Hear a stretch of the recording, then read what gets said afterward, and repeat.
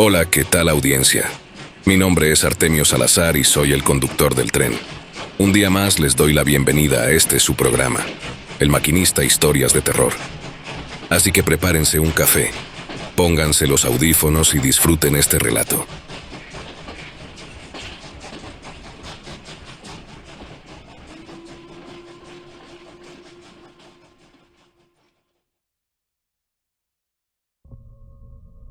Lo que a continuación les contaré comienza con una detonante.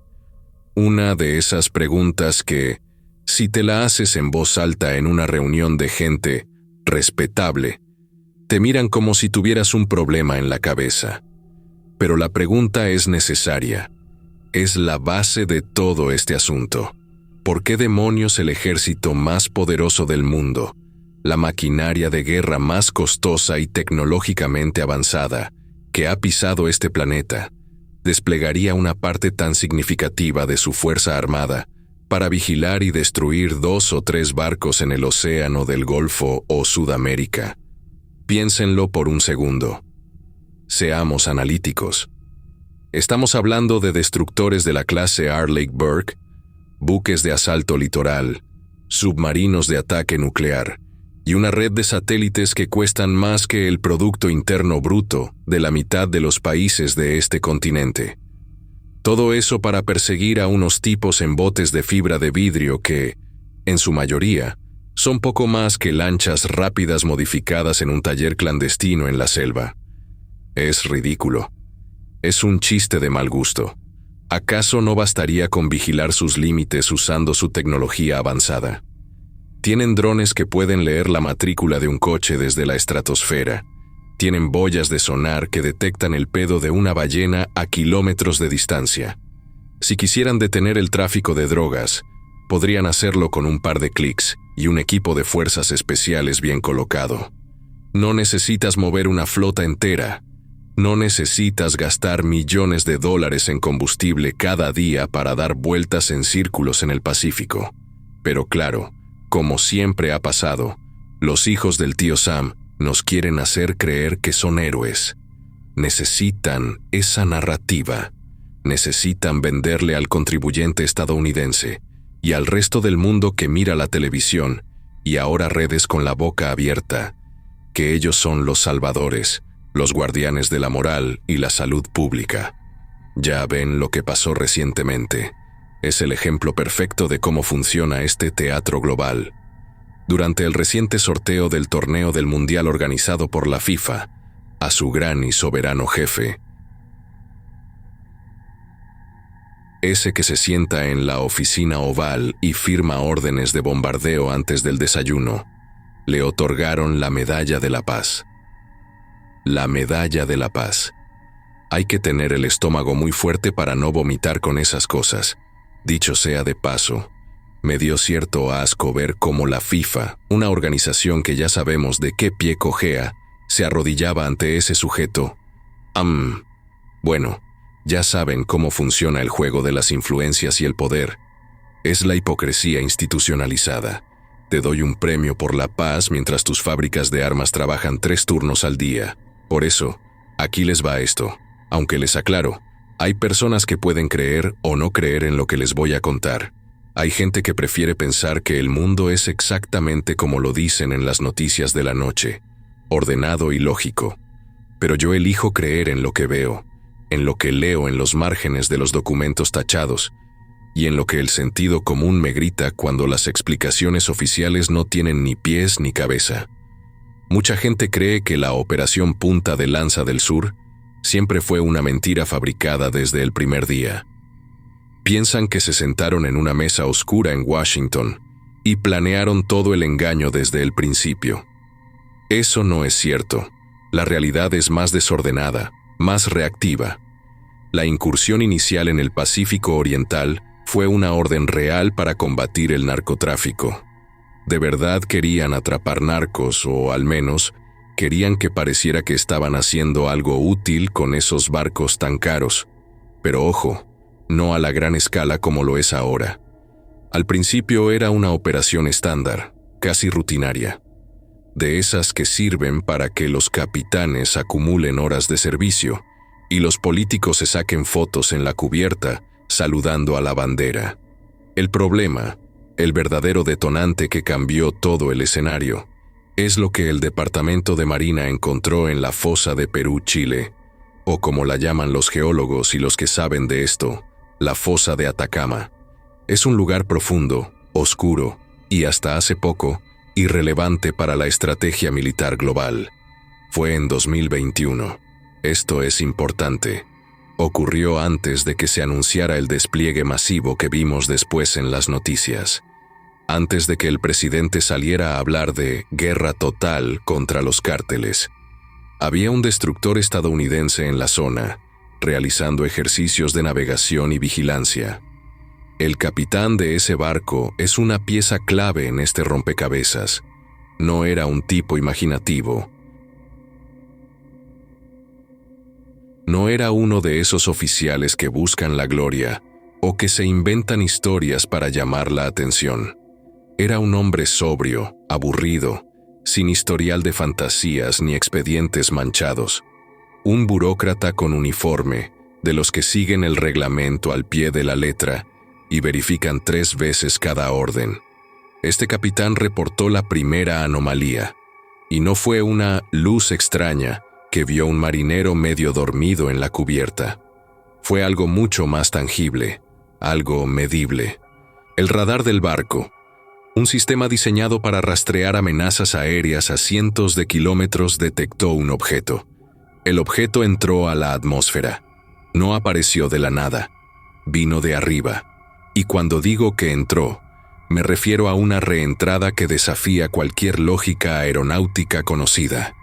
No era un misil balístico, no era un satélite cayendo, y definitivamente no era un meteorito.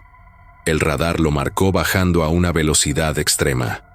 Estamos hablando de números que harían que un avión de combate moderno pareciera una bicicleta. Velocidades hipersónicas que, según las leyes de la física que nos enseñan en la escuela, deberían haber convertido a cualquier objeto material en una bola de fuego debido a la fricción con el aire. Pero el objeto no se quemó, siguió bajando, en una trayectoria controlada, directa hacia el océano. La tripulación en el puente de mando estaba paralizada.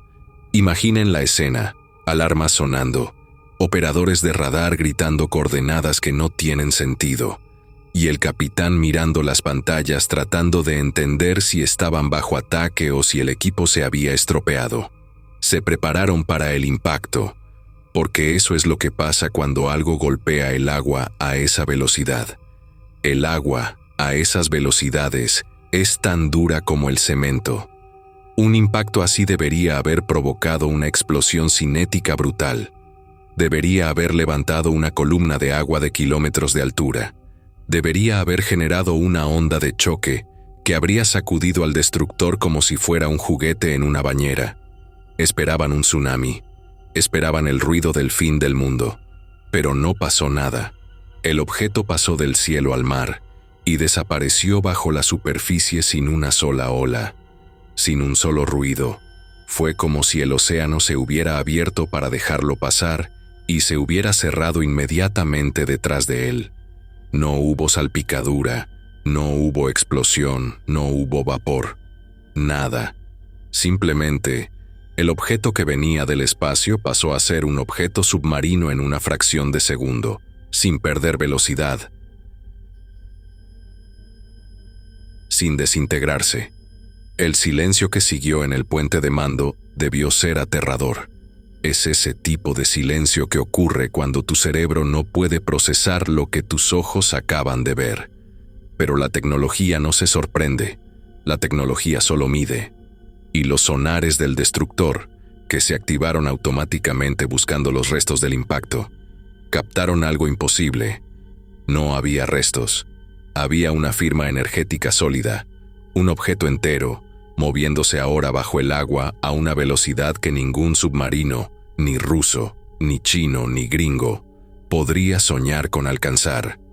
Se dirigía directo al fondo de la fosa de Atacama, como si tuviera una cita en el abismo. El capitán hizo lo que el reglamento le exigía. Redactó un informe, Describió los datos del radar, los datos del sonar, la confirmación visual de la falta de impacto. Adjuntó las grabaciones de los sensores, envió el paquete de datos al Pentágono y a la Agencia de Inteligencia Naval con la prioridad más alta. Probablemente pensó que estaba reportando una nueva arma secreta de una potencia enemiga, o quizás un fenómeno natural desconocido. Pensó que estaba haciendo su trabajo. Cuando el Pentágono y la Agencia de Inteligencia Naval recibieron el informe, ¿qué creen que pasó? ¿Creen que enviaron a un equipo de científicos curiosos a investigar? ¿Creen que llamaron al capitán para felicitarlo por su vigilancia? No. Hubo silencio. Pero no fue un silencio de inactividad. Fue un silencio activo, pesado. La evidencia fue interceptada antes de que pudiera circular por los canales normales de inteligencia. Alguien, en algún despacho muy alto, vio los datos y supo exactamente lo que eran. O peor aún, no sabía qué eran y eso les aterrorizó.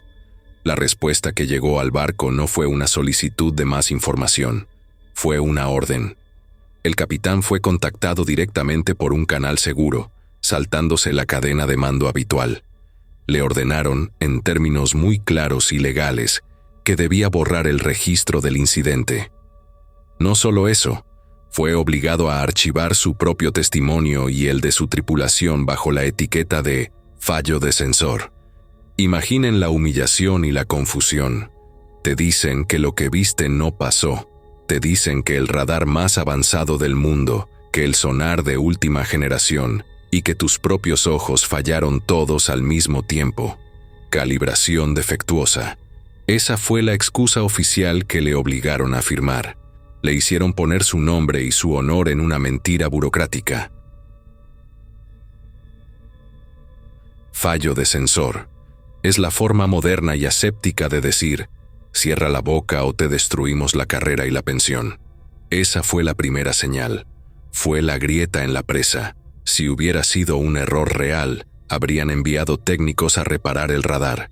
Si hubiera sido un misil enemigo, habrían puesto a la flota en alerta de combate DEFCON.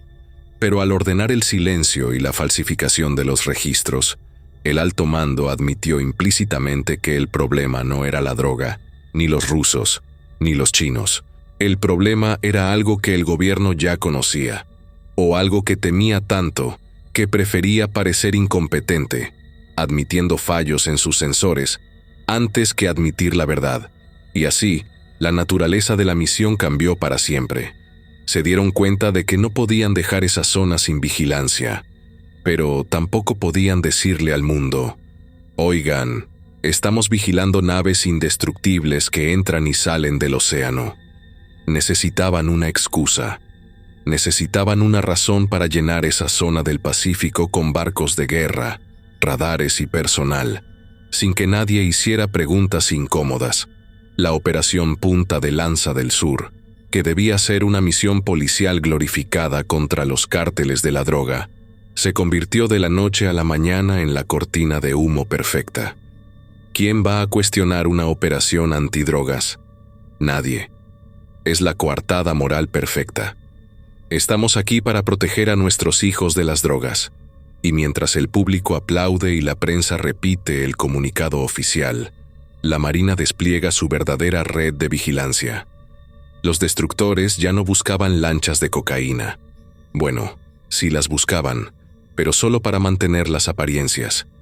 Si atrapaban alguna, genial, salía en las noticias y reforzaba la mentira. Pero su verdadero propósito, la razón por la que esos radares apuntaban al cielo y esos sonares barrían el fondo de la fosa las 24 horas del día, era el fenómeno. Estaban allí para esperar al siguiente visitante. Estaban allí para asegurarse de que, cuando la siguiente nave bajara del cielo y se metiera en el agua sin hacer ruido, no hubiera ningún pesquero civil, ningún carguero comercial, ni ningún periodista curioso cerca para verlo. Transformaron una guerra contra el crimen en una operación de encubrimiento a escala industrial. Usaron el miedo a las drogas para tapar el miedo a lo desconocido. Y funcionó. Durante mucho tiempo, funcionó de maravilla. Nadie miraba al cielo ni al fondo del mar. Todos miraban a las lanchas rápidas, tal como el tío Sam quería. Pero el capitán, ese hombre sobrio y de reglas, no olvidó. Y aunque firmó el papel que decía fallo de censor, guardó la duda en su cabeza. Y las dudas, cuando se riegan con el cinismo de ver cómo tu gobierno miente día tras día, tienden a crecer y a buscar una salida. Porque puedes borrar un disco duro, puedes quemar un informe de papel, pero no puedes borrar la imagen de un objeto gigantesco entrando en el Océano Pacífico, como si las leyes de este mundo no aplicaran para él. Esa imagen se queda, y eventualmente, alguien habla. Además de todo el despliegue militar, la US Army también se encargó de recoger testimonios. No buscaban que alguien les confirme lo que ya conocían. Más que nada querían conocer qué tanto sabían los locales y la gente que estaba inmiscuida en la misión y en la zona. El primer testimonio se obtuvo de don Elías, en el sector norte del muelle de Arica. Eran pasadas las 2 de la mañana, cuando se abordó al hombre. Don Elías, nos dijeron que podíamos encontrarlo aquí a esta hora. Les dijeron bien, aquí estoy. Y si lo que buscan es pescado fresco, llegaron tarde o llegaron muy temprano. Depende de cómo lo miren. Ya no tengo barco y los muchachos no vuelven hasta el amanecer. Así que, si no vienen a traer tabaco o a invitar un trago, pueden irse por donde vinieron. No buscamos pescado, y tampoco somos turistas. Venimos a hablar de lo que pasaba allá afuera antes de que llegara la flota. Usted conoce la fosa. Queremos saber qué vio, nos interesa el tema de las luces. Va, otra vez con la misma cantaleta. Siempre es lo mismo con ustedes, los de la ciudad. Vienen con sus zapatitos limpios y sus libretas, buscando cuentos de miedo. ¿Luces? ¿En serio? ¿Creen que el mar es una maldita discoteca o un árbol de Navidad con bombillas de colores? No tienen ni puta idea de dónde están parados. Solo queremos corroborar información, Elías. Hay reportes, gente que vio cosas brillantes entrando al agua. Gente idiota, gente que se marea en un bote de pedales. Escúchame bien, muchacho, y anótalo en tu papelito si quieres. El problema allá afuera no es lo que brilla. Lo que brilla se ve, se esquiva, se le saca la vuelta. Un idiota sigue una luz. Un marinero sabe que lo que te mata es lo que no ves venir. El problema de la fosa no son las luces. El problema es la oscuridad sólida. Oscuridad sólida, explíquese. A ver si te entra en la cabeza. Imagina que estás mirando el cielo de noche, tranquilo, con sus estrellas y su luna. Y de repente, un pedazo de ese cielo se recorta, se despega y se te cae encima. No tiene luz, no tiene reflejo. Es un agujero negro con forma, cayendo a plomo sobre tu cabeza. Eso es lo que hay allá afuera. No son platillos voladores de película gringa, son piedras. Piedras muertas y grises cayendo del cielo. ¿Usted vio una de esas piedras? Que sí la vi. El hombre carcajea. Ojalá no la hubiera visto. Ojalá me hubiera quedado ciego ese día. Fue hace unos 15 años cuando todavía tenía La Niña, mi barca. Yo no era un viejo inútil remendando redes ajenas en el muelle. Yo era patrón.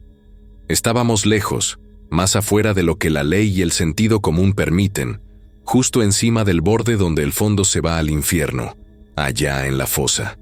¿Cómo estaba el mar esa noche? Picado, olas de 2 metros, viento cruzado. De esas noches que te duelen los huesos y tienes que pelear con el timón para que no se te vaya el bote de lado.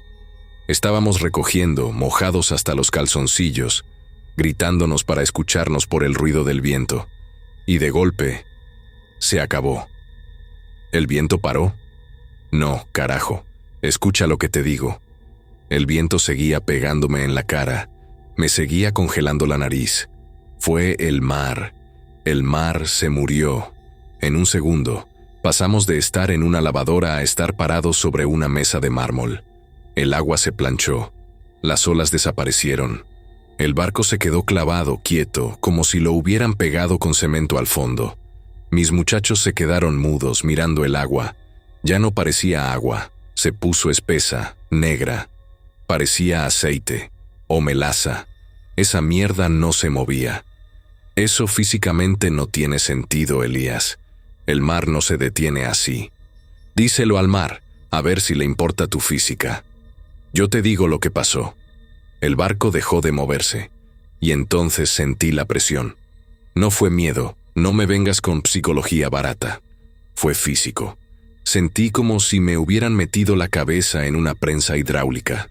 Se me taparon los oídos, como cuando bajas un puerto de montaña en un camión sin frenos, pero 10 veces peor. Sentí que los tímpanos se me iban a meter para adentro del cerebro. Tuve que abrir la boca para que no me estallaran. ¿Y fue ahí cuando lo vio? Ahí fue cuando miré para arriba. No sé por qué. Instinto de animal asustado, supongo. O quizás esa porquería quería que la mirara. Quería que supiera que yo no soy nada. Miré arriba y la vi. Venía cayendo. Describa el objeto. Sea preciso. Era una piedra, un bloque, del tamaño de una casa de 2 pisos, tal vez más grande. Gris mate, sin brillo, sin ventanas, sin alerones, sin fuego en la cola. Nada de tecnología que tú o yo entendamos. Era un ladrillo gigante de color cemento muerto cayendo del cielo. Y venía rápido, compadre. Venía a una velocidad que no tiene nombre. Si venía a esa velocidad y tenía ese tamaño, el impacto debió ser catastrófico. Exacto. Eso es lo que pensé. Yo no fui a la universidad, pero sé que, si tiras una piedra grande al agua con fuerza, salpica. Si tiras un edificio a 1000 kilómetros por hora, haces un tsunami. Yo cerré los ojos. Me agarré de la borda y recé lo único que me acordaba, esperando el golpe, esperando que la onda de aire nos hiciera puré, que el agua nos tragara. Esperé el ruido del fin del mundo. Y nada, silencio. Abrí los ojos esperando ver espuma, agua blanca, destrucción, y lo único que vi fue elegancia. Maldita sea, fue elegante. Esa cosa de 1000 toneladas tocó el aceite del mar y no salpicó ni una gota. ¿Me entiendes? Ni una gota. Hizo un sonido, un tss, como cuando mi vieja, que en paz descanse, metía la plancha caliente en el balde de agua fría. Un siseo largo, un suspiro de vapor, y desapareció. ¿Se hundió? No me jodas con eso. Las cosas que se hunden lo hacen despacio, peleando, dando vueltas, dejando burbujas. Las cosas que se estrellan se rompen en pedazos. Esa cosa no se hundió. Esa cosa sabía exactamente a dónde iba. Esa cosa entró a su casa. Y el mar le abrió la puerta. El agua se apartó para dejarla pasar y se cerró encima de ella como una cicatriz instantánea. Sin estela, sin burbujas. En cuanto la piedra desapareció, ¡pum!, la presión en los oídos se fue y las olas volvieron de golpe, casi nos vuelcan por la sorpresa. ¿Qué hicieron después? ¿Qué crees que hicimos? ¿Ponernos a aplaudir? Arrancamos el motor y salimos de ahí cagando leches. Nadie habló una palabra hasta que vimos las luces del puerto. Vendí el barco a la semana siguiente. Le dije a mi mujer que ya estaba viejo, que la espalda me mataba. Mentira. Lo que me mataba era saber que allá abajo hay una puerta y que nosotros estamos flotando encima como idiotas. ¿Cree que la Operación Punta de Lanza del Sur está ahí para buscar esas cosas? Mira esos barcos grises de los gringos allá en el horizonte. Se ven muy bonitos, muy poderosos con sus radares y sus cañones. Me dan risa. Son juguetes. Están ahí arriba flotando como corchos, vigilando la superficie, haciéndose los duros. Son como hormigas caminando en el techo de una casa, pensando que son las dueñas de la propiedad.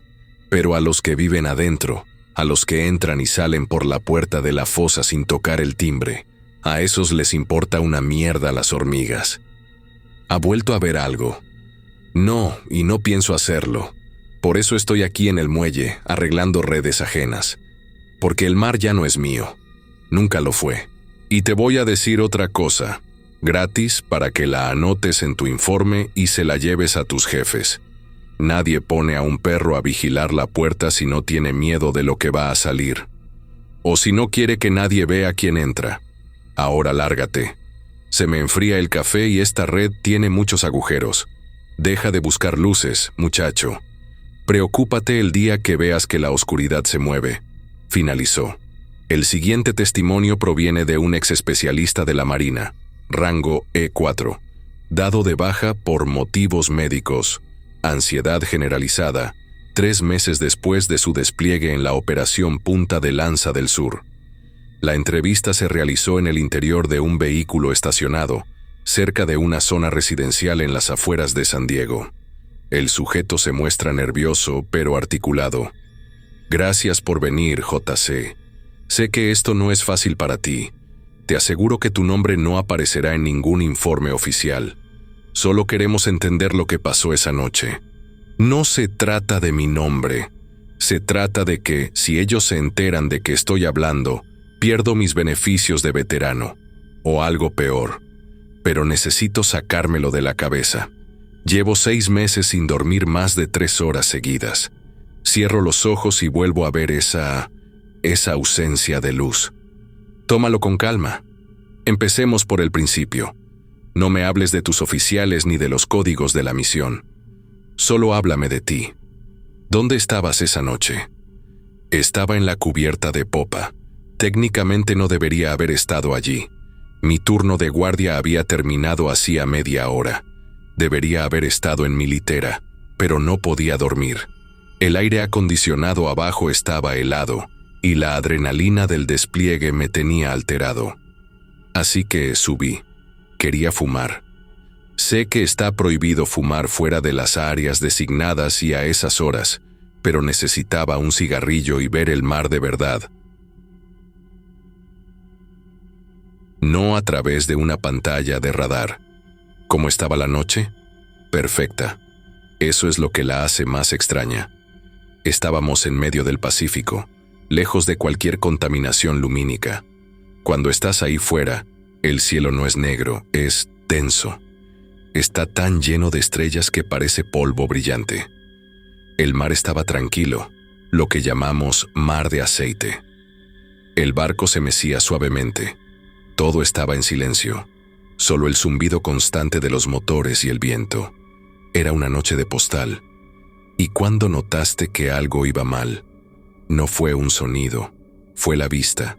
Estaba recargado en la barandilla, mirando hacia el horizonte, terminando mi cigarrillo.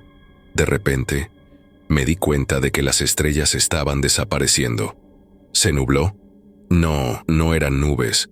Las nubes tienen forma, tienen bordes difusos. A veces reflejan un poco la luz de la luna o del propio barco. Esto no era eso. Era como si alguien estuviera borrando el cielo con una goma de borrar gigante. Empezó arriba, muy alto, y bajó rápido. Una línea recta de oscuridad absoluta que se comía las estrellas una por una. No se veía nada detrás, solo negro sobre negro. ¿Pudiste ver el objeto en sí? Al principio no, mi cerebro no lo procesaba. Pensé, qué raro, una tormenta repentina. Pero luego esa oscuridad bajó más y se acercó, y entonces mi cerebro hizo clic. Me di cuenta de que no era el cielo vacío. Era algo sólido que estaba pasando entre yo y las estrellas. Era masivo. Y cuando digo masivo, no me refiero a un avión grande o a otro barco. Era colosal. Intenta describirlo. ¿Tenía forma? Era difícil de decir porque era del color de la nada. Absorbía la luz. Las luces de navegación de nuestro destructor no se reflejaban en él. Era como un edificio flotante. Una torre rectangular, o quizás un monolito, no estoy seguro. No podía ver dónde empezaba ni dónde terminaba hacia arriba. Solo veía que cortaba el cielo. Bajaba en completo silencio. Eso fue lo que me erizó la piel. Esas cosas deberían hacer ruido. Desplazan aire, tienen motores, pero esto bajaba como una pluma. Silencio total. ¿A qué distancia calculas que estaba del buque? Cerca, demasiado cerca. a menos de 500 metros por la banda de estribor. En el mar, eso es distancia de colisión casi. Podía sentir su presencia. Como cuando estás parado junto a un muro de concreto muy alto y sientes el frío que irradia. Estaba bajando directo hacia el agua. ¿Qué pensaste que iba a pasar? ¿Que nos íbamos a volcar? Es física básica, ¿no? Si lanzas un objeto de ese tamaño al agua, incluso si baja despacio, el desplazamiento del líquido va a crear una ola enorme, un tsunami local. Me agarré de la barandilla con las 2 manos, tiré el cigarrillo y me preparé para el impacto. Pensé, cuando esa cosa toque el agua, la ola nos va a golpear de lado y nos va a tirar a todos. Me tensé esperando el golpe, el ruido del agua rompiéndose, la espuma. ¿Y qué pasó cuando tocó el agua? Nada, absolutamente nada. Y eso fue lo más aterrador de todo. ¿Cómo que nada? Lo vi tocar la superficie, o más bien, vi cómo la superficie desaparecía. Esa cosa masiva entró en el océano como si fuera un fantasma atravesando una pared. No hubo salpicadura, no hubo olas, el nivel del mar no subió. No hubo espuma blanca rompiendo contra los lados del objeto. Simplemente lo atravesó. Fue como si el objeto y el agua estuvieran en 2 realidades diferentes que no se tocaban. ¿Desapareció de la vista inmediatamente? No, y esta es la parte que me hace despertar sudando. El agua en esa zona tiene mucho plancton bioluminiscente, ya sabes, esas algas que brillan cuando las agitas. Aunque el objeto no desplazó el agua violentamente, su paso activó esa fosforescencia. Por un segundo, pude ver la silueta perfecta recortada en la negrura del agua, delineada por una luz verdosa, fantasmal. ¿Pudiste ver detalles en esa silueta? Sí, era liso, completamente liso. No había hélices, no había toberas de escape, no había timones, no había soldaduras ni remaches. Era una forma geométrica perfecta deslizándose hacia el fondo. Y rápido. Una vez que entró al agua, aceleró. Vi ese brillo verde bajar y bajar hasta que se convirtió en un punto y desapareció en la fosa. ¿Nadie más lo vio? ¿No sonaron las alarmas? El radar no lo marcó. Estoy seguro. Si el radar lo hubiera visto, la alarma de combate habría sonado. Habrían disparado bengalas. El capitán habría gritado por el intercomunicador, pero el barco siguió su curso, tranquilo, como si nada hubiera pasado. Los vigías del puente debían estar mirando hacia proa, o quizás esa cosa era invisible para los sensores electrónicos, pero yo la vi. Yo la vi con mis propios ojos a 500 metros. ¿Hablaste con alguien de esto? Esa noche no. Me quedé ahí parado, temblando, fumando otro cigarrillo, aunque me dolía la garganta. Trataba de racionalizarlo. Fue una nube, fue el cansancio. Pero en el fondo sabía que no. Al día siguiente, intenté sondear a un compañero del SIC. Le pregunté si habíamos tenido alguna lectura extraña en el sonar pasivo a esa hora. Me miró raro y me dijo que no, que el mar estaba muerto esa noche. Ahí entendí que, si decía algo, me mandarían a evaluación psiquiátrica. Dijiste que eso cambió tu forma de ver las cosas. Mira, nos entrenan para creer que somos la fuerza naval más poderosa de la historia. Tenemos misiles, tenemos torpedos, tenemos reactores nucleares. Nos sentimos invencibles sobre esas miles de toneladas de acero. Pero esa noche me sentí como un hombre de las cavernas en una canoa viendo pasar un avión a reacción. ¿Por qué dices eso? Porque entendí la diferencia. Nosotros peleamos contra el mar. Nuestros barcos flotan sobre el mar, luchan contra las olas, consumen combustible para moverse, se oxidan. Estamos atrapados en la superficie. Pero esas cosas no pelean. Ellas viajan a través del medio. Para ellas, el aire y el agua son lo mismo. No les afecta la fricción, no les afecta la presión, no les importa la gravedad. Viajan a través del agua como si el agua no existiera. ¿Esa fue la razón de tu baja? No podía seguir ahí. Cada vez que salía a cubierta de noche, sentía que estaba parado sobre un abismo que nos estaba mirando. Me di cuenta de que toda nuestra tecnología, todos nuestros radares y misiles, son juguetes. Estamos vigilando una puerta que no podemos cerrar, con armas que no pueden tocar lo que entra y sale. Me sentí irrelevante, así que empecé a tener ataques de pánico. Le dije al médico que no podía respirar, que tenía claustrofobia. Cualquier cosa para salir de ese barco. ¿Crees que la Operación Punta de Lanza del Sur sabe lo que hay ahí? Los de arriba lo saben, tienen que saberlo. No mandas una flota entera a dar vueltas en círculos en medio de la nada si no estás esperando visita. Nosotros, la tripulación, solo somos la escenografía. Somos los extras en una película que no entendemos, pero alguien está dirigiendo el show y alguien sabe que esas cosas están ahí abajo. Gracias, JC. Creo que tenemos suficiente. Solo una cosa más. Si vuelven a ir, no miren al agua. Si ven que las estrellas desaparecen, entren y cierren la puerta. No querrán ver lo que yo vi. Y así concluyo con este informe. Así que la próxima vez que vean las noticias sobre la heroica lucha contra las drogas en el Pacífico, no se traguen el cuento. Esa flota no está ahí para detener lanchas, está ahí para vigilar la puerta. Son solo los porteros asustados de una casa que nunca fue nuestra.